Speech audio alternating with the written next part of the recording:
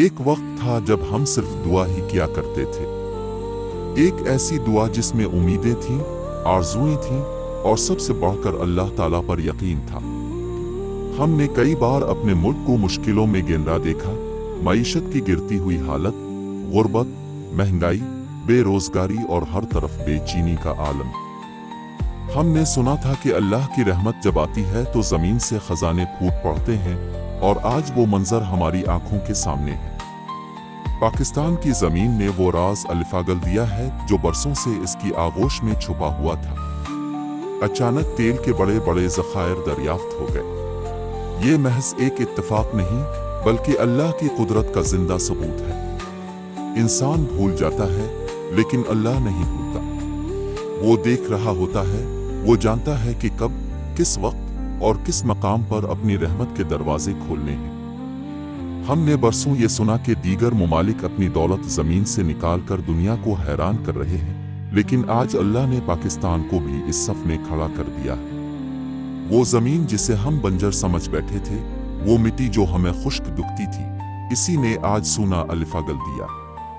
تیل صرف ایک مادو دولت نہیں بلکہ یہ اللہ کی طرف سے ایک آزمائش بھی ہے۔ قرآن ہمیں بار بار یاد دلاتا ہے کہ ہم تمہیں کبھی خوف، کبھی بھوک اور کبھی مال و جان کے نقصان سے آزمائیں گے۔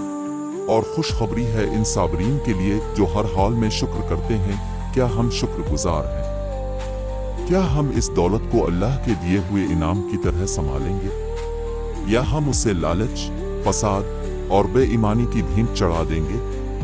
ہمیں سوچنا ہوگا کہ یہ دولت کس لیے دی گئی۔ شاید یہ اللہ تعالیٰ کی طرف سے ایک موقع ہے، ایک موقع ہمارے توبہ کرنے کا، واپس پلٹنے کا، اس رب کی طرف رجوع کرنے کا جس نے ہمیں اندھیروں سے روشنی کی طرف لانے کی کوشش کی۔ شاید اللہ ہمیں دوبارہ دنیا کے سامنے ایک باوقار، خوشحال اور اسلامی ریاست کے طور پر الفا بیرنا چاہتا ہے۔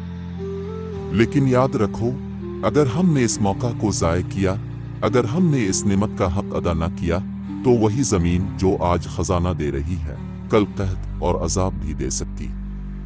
یہ دنیا اللہ کے حکم سے چلتی ہے اور وہ جب چاہے سب کچھ واپس لے سکتا ہے۔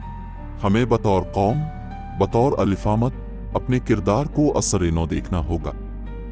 جب مدینہ کی ریاست نے پہلی بار طاقت حاصل کی تھی تو اس طاقت کے ساتھ عدل آیا تھا، انفاق آیا تھا، بھائی چارہ آیا تھا اور سب سے بڑھ کر تقوی آیا تھا۔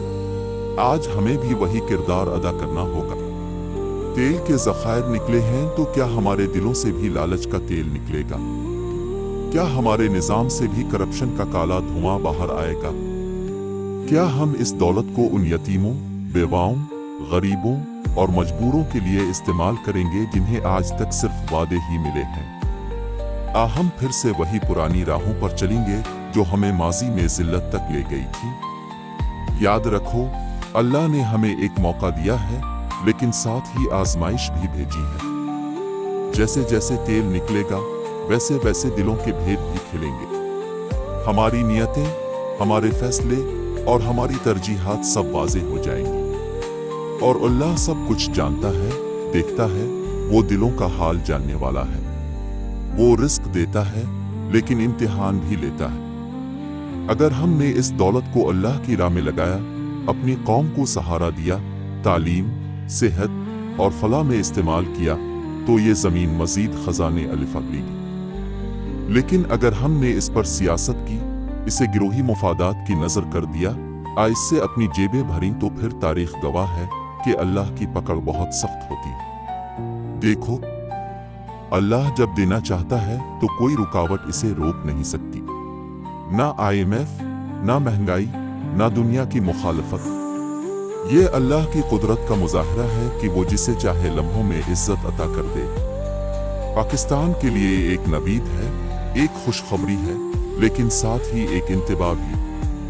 اب یہ ہمارے اوپر ہے کہ ہم اس نعمت کو کیسے استعمال کرتے ہیں۔ مسجدوں کے دروازے کھول دو، اللہ سے معافی مانگو، سجدے لمبے کرو، دلوں کو نرم کرو اور اپنے رب سے وعدہ کرو کہ اب ہم تمہاری دی ہوئی نعمتوں کی قدر کریں گے۔ اب ہم وہ قوم بنیں گے جو رسول اللہ صلی اللہ علیہ وسلم نے مدینہ میں بنائی تھی۔ اب ہم انفاق کریں گے، صدقہ دیں گے، दिलों को जोड़ेंगे, रिश्तेदारों को अपनाएंगे और इस मुल्क को इज्जत की राह पर गामजन करेंगे। अल्लाह ने हमें दिखा दिया है कि जमीन के नीचे क्या क्या छुपा है। अब हमें अपने दिल के नीचे झांकना होगा। क्या हम बदल चुके हैं? क्या हम शुक्रगुजार हो चुके हैं?